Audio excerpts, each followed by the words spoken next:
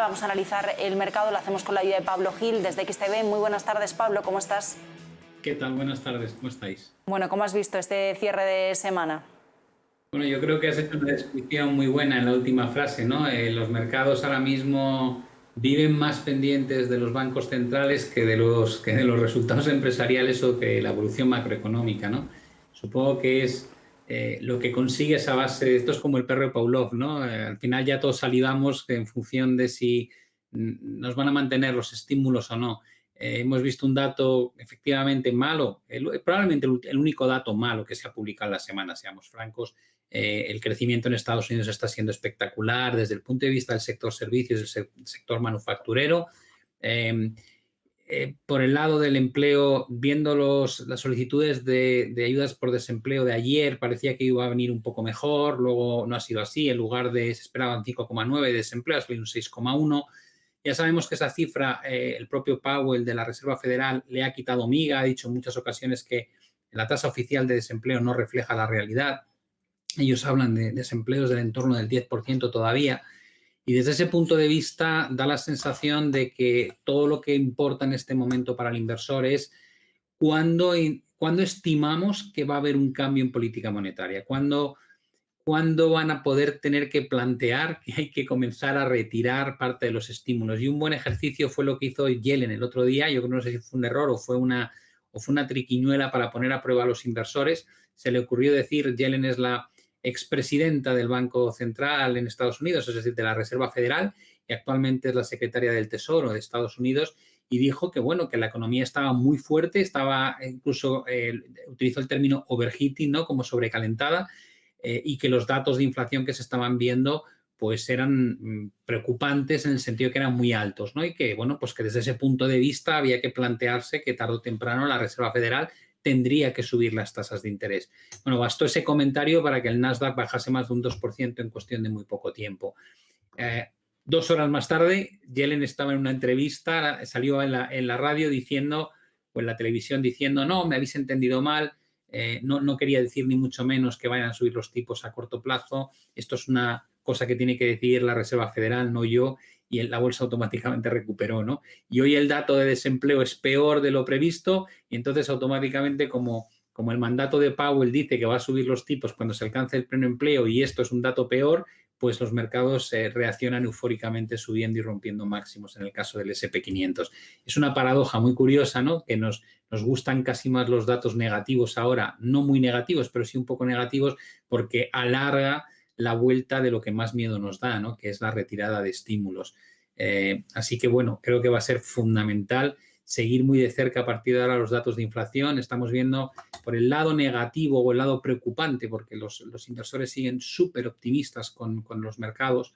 La única preocupación de verdad importante que tenemos delante, sobre todo de aquí en mes y medio, 2 meses, es que vamos a tener datos de inflación muy elevados. Estamos viendo, mirad, el cobre, máximos históricos, el maíz, el trigo, subidas del 70%, del 80% en cuestión de unos pocos meses. Los precios de producción se han disparado. A los precios de producción pagados actualmente, con una correlación de un 70% histórica, la inflación que corresponde con esos precios pagados es un 4%. Es el doble de lo que le gustaría ver a la Reserva Federal. Entonces vamos a ver cómo gestionan eso. Cuando ahora en el mes de mayo y el mes de junio veamos datos de inflación muy altos, va a ser crucial detectar si hay un cambio en la preocupación por esos datos o si Powell se mantiene en sus 13 y dice no me importa que salgan datos altos, esto es transitorio, ¿no? Creo que va a ser la clave para el devenir de los mercados. Bueno, vigilaremos muy de cerca, Pablo, precisamente, ¿no?, qué pueda decir o cómo se pueda manifestar Jerome Powell cuando veamos esos datos de inflación, si sigue la misma tónica o deciden realmente de alguna forma actuar. Sí que es cierto que cuando habla Janet Yellen, inevitablemente retrocedemos unos años atrás y nos recuerda los tiempos en los que ella presidía la Reserva Federal, y a día de hoy parece que los mercados casi se siguen tomando con la misma tónica cualquier mensaje que pueda trasladar, ¿no?, la actual secretaria del Tesoro de Estados Unidos. Mencionabas, Pablo, los máximos históricos que vemos hoy en el Standard & Poor's 500, también los estamos viendo en el Dow Jones. Te quería preguntar, ¿hasta qué punto tenemos que tomarnos esta fiesta con tanto optimismo, esta fiesta bursátil que estamos viviendo, o debemos mirarla con cierto recelo? Mira, yo he utilizado una metáfora hoy para que se entienda bien, porque una cosa es ser consciente de los riesgos que son muy elevados, ¿no? Porque las bases que sustentan este mercado son unas bases totalmente artificiales, en mi opinión, ¿no? Al menos a los precios que está cotizando. No quiere decir que no pueda subir desde precios más bajos, pero los precios actuales creo que no están ni reflejando la economía ni reflejando tampoco los resultados de las empresas. Simplemente esto es pura euforia. Entonces, la pregunta es cómo te posicionas en un mercado eufórico que está marcando máximos históricos de la forma que lo hace, ¿no? Y yo he puesto como metáfora, digo, es como ir a un concierto de tu cantante preferido y descubrir que el aforo es para 5.000 personas y hay 20.000, ¿no? Y hay gente que dice, hay que salirse ya. Te digo, bueno, quédate en la puerta, ¿no? Quédate en el concierto, escuchando el concierto, pero cerca de la puerta, que es el equivalente a mantén posiciones compradas, no hay ningún problema, pero tienes que tener los stocks ceñidos.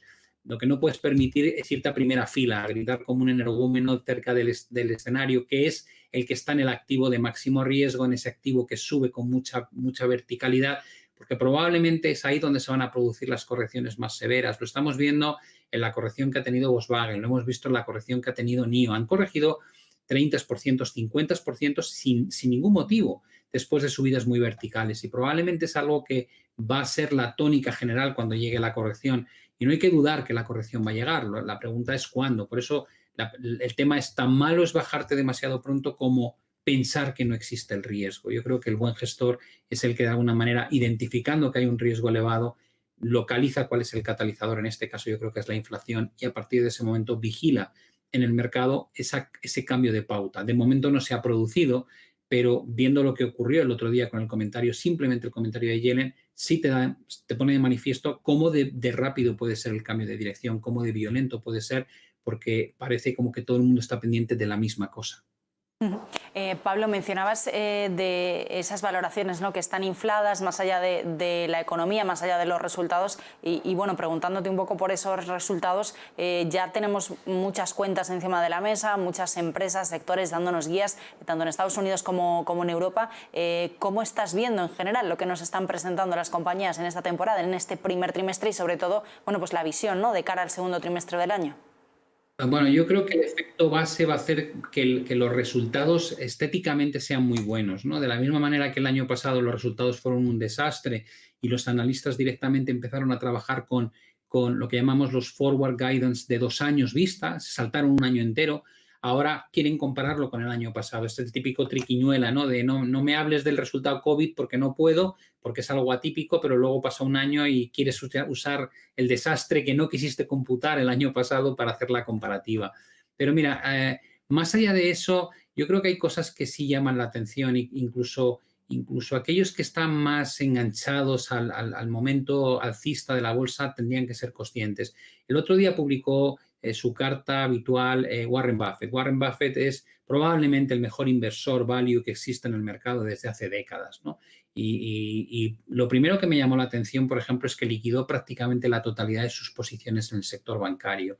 Ha desinvertido el 100% de JP Morgan y de algún otro banco, porcentajes elevadísimos de Wells Fargo. Llevaba invertido en Wells Fargo 34 años. Ha hecho lo mismo con un total de 5 bancos que tenía en cartera. Creo que cuando alguien como Warren Buffett lleva a cabo una decisión tan drástica, cuando los bancos están cotizando en máximos, te está mandando un mensaje. Además de eso, empezó a deshacer algo de posición en el mismo Apple, que es una compañía de la cual siempre habla muy bien. Y hay otras cosas que me parece que son muy llamativas. Por ejemplo, el otro día escuchaba a un analista estadounidense que es muy bueno y decía, no termino de entender muy bien esto que hacen los bancos centrales. ¿Cómo puede ser que en julio, agosto, la Fed estuviese comprando bonos corporativos de Apple? Es decir, Apple emitía deuda y la compraba la Reserva Federal, con lo cual le daba dinero a unos precios irrisoriamente bajos, y mientras tanto Apple estaba recomprando sus propias acciones. La sensación que da cuando lo miras así en conjunto y no te centras solamente en los datos que suele mirar el minorista, es que algo no encaja en el sistema. Hay mucha manipulación, hay mucho interés creado por mantener esto moviéndose.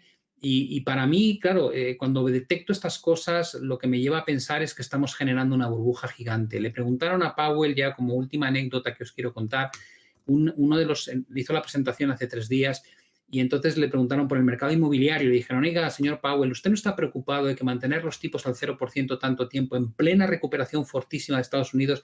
Están subiendo las casas a un ritmo sin precedentes en Estados Unidos, más rápido incluso que la burbuja de 2007. ¿No le preocupa a usted? Y básicamente dijo, sí, bueno, hay que vigilarlo, sí, está un poco caliente el tema inmobiliario.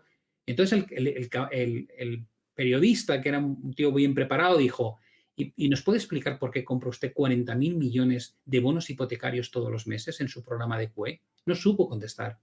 Balbuceaba. Es como decir, no me lo puedo creer. O sea, es que no solamente no pincháis las burbujas, sino que es que además las estáis alimentando. Y esto, tarde o temprano, va a acabar mal. Lo que pasa es que es muy cansino el estar avisando a la gente de que esto es un problema y que va a haber un problemón muy gordo porque lo que estamos haciendo es una aberración, porque te cansas, ¿no? Se convierte un poco en el cuento del lobo, que viene el lobo, que viene el lobo. Lo mismo que pasó con la burbuja inmobiliaria, ¿no? Que avisábamos mucho tiempo antes, probablemente demasiado pronto. Cuidado con esto, hasta que un día estalla y descubres que las casas pues bajan un 30 o un 40%. Pues Pablo, muchísimas gracias. Nos quedamos con esa y con el resto de anécdotas muy ilustrativas, como siempre, de lo que sucede en el mercado. Buenas tardes y buen fin de semana.